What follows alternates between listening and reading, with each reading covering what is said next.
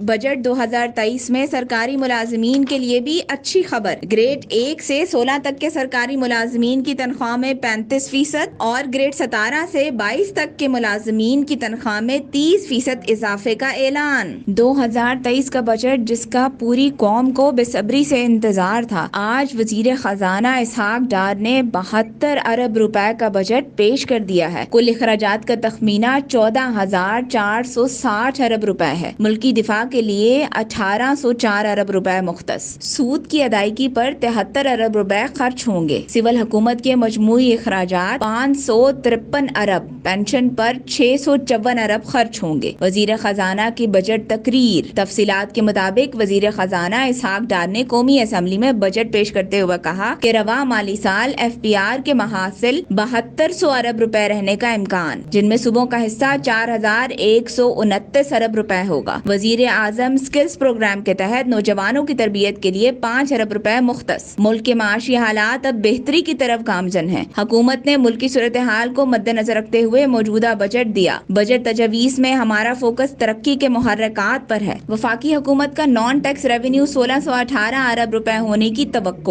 یہ tax branded textile and leather کے قیمتی ملبوسات پر لیا جائے گا۔ صباحت قریشی، حق نیوز، اسلام آباد۔